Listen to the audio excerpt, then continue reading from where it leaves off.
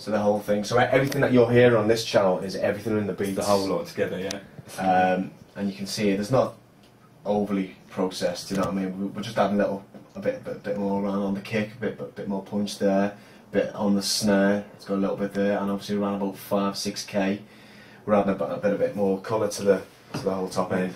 I mean, again, I'd say like we're more likely, rather than do any severe EQ on that whole channel, to go back and think about whether we need to change anything on the individual tracks. But you know, sometimes we could add something. So we've got another Sony Oxford with the warmth in again, and a moderate amount of compression. And that's basically, you know, it's getting us a little, just kind of lugging the whole thing together again. Yeah, it's a bit by bit. All that sort of thing's helping to get a loud mix. So yeah, it's very slight, the compression on this that we're using. Yeah. I say we don't like to go over the top. But I think, you know, a lot of people refer to it as glue, which is quite a good word, you know. When you're compressing things and saturating them all as one, it can just really kind of gel them together and make them, you know, work as a unit better. Another thing that we do on the main drums group is we do a little thing with a plugin called Devastator, and you can see here what it's doing. It's the Devastator plugin is on an effects channel, and what we're doing here, we're giving a little bit of send to the actual drums bus. So we're just kind of, and we use this plugin here just to add a bit more bite to the top end, but use it very subtly, you know. Yeah, so we're sending the whole drum group to this plugin here. On this occasion, we're using basically a preset called Drums Expander. I don't think we've really tweaked anything on it at all, but what we've done is we put a high pass at 300 Hertz because it's creating quite a lot of not very pleasant bottom end. But we're basically what this is giving us is just. Should we just solo this on its own and? It's giving us a load of distorted top end, but we'll have it. Oh, it sounds you know, quite horrible, but you know, but when you hear it, and a little bit of send to the actual drums group, it just gives that little bit of bite to the top end. Yeah, so it's pretty quiet in the mix. It's not like massively noticeable, but it's just giving you that little extra bit of a certain something. Okay, so that's basically that's our drum beat, and then you know the next major thing is the bass. And in this track, we've used two different basses. We've used one, which again is from Silent, and as ever, that started off basically as a preset called Hands Up Detroit.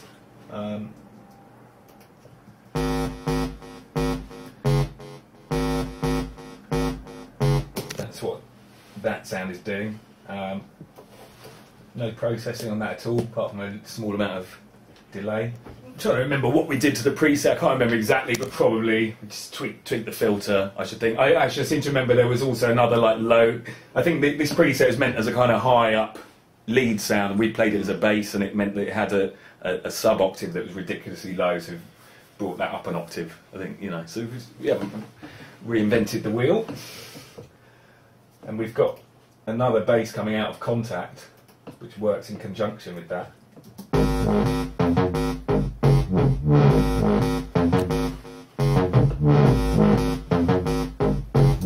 So basically, we're using the Pro 53 filter, which is quite nice. It's probably that's the one most often on a bass sound we would use. Seems to do something nice to the low end, I think.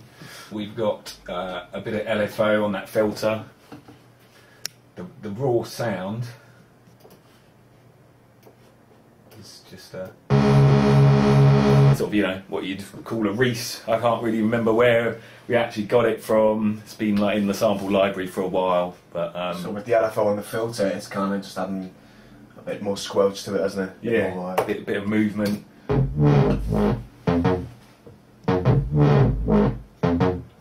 Sometimes we also add a bit of envelope, don't we, as well?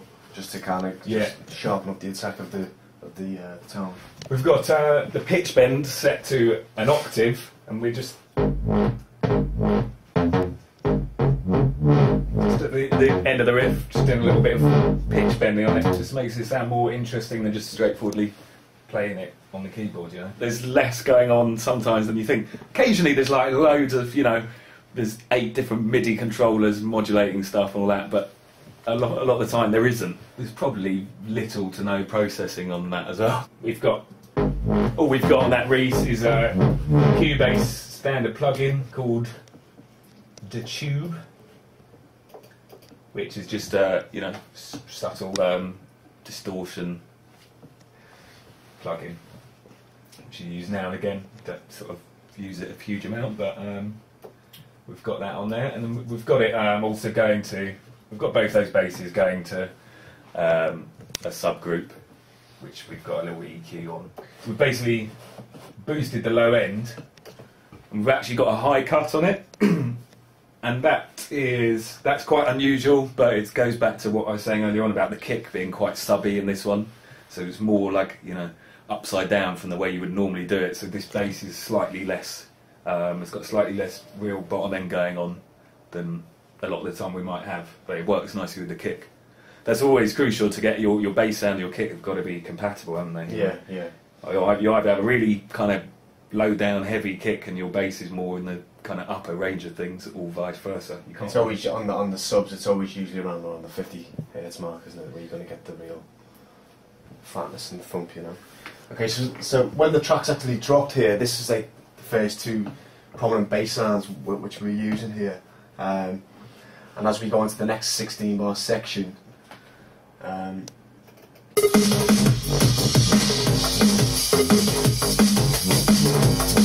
can see another bass stab is coming in here. This is one of Jamie's basses, Suspect Stab.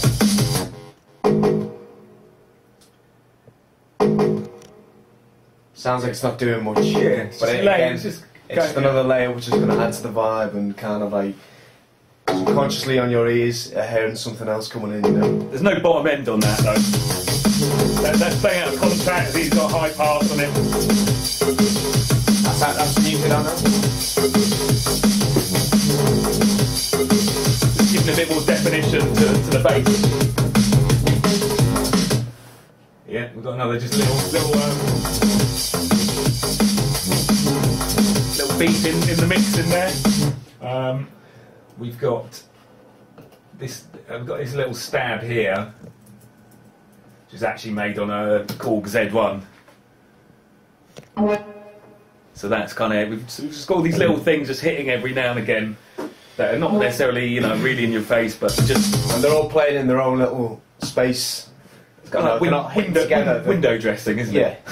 Yeah.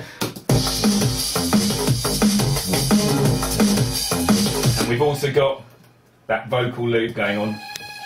Quite often we'll just have little droney things just kind of, you know, going along there, just add to the vibe. Yeah, just fill it out a little bit. These little things here, like this little loop, always sounds good in the club, we find, don't we? Yeah, you know what I mean? Just kind of adds a little bit of extra... it's that sort of thing. Again, you know, you don't necessarily you're not particularly conscious of it, but...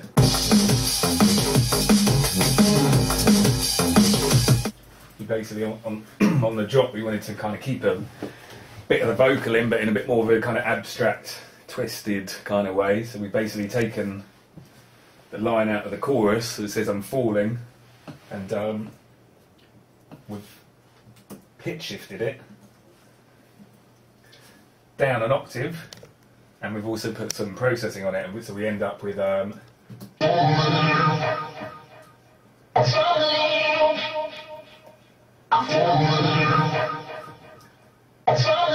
alternating between the pitch shifted down and pitch shifted up. And we've got Cubase Metalizer plugin, which I think that's probably the first time you ever used that, but you know. And yeah, sometimes you don't have to go too far from what, you know, the digital workstation that you're going to be using, and you don't have to be buying all sorts of different plugins. You don't have to get too exotic. Yeah, do you know what I mean? I mean, you just explore what comes with the programs that you buy sometimes, and you can get, you know, really good results out of them. Yeah. I mean,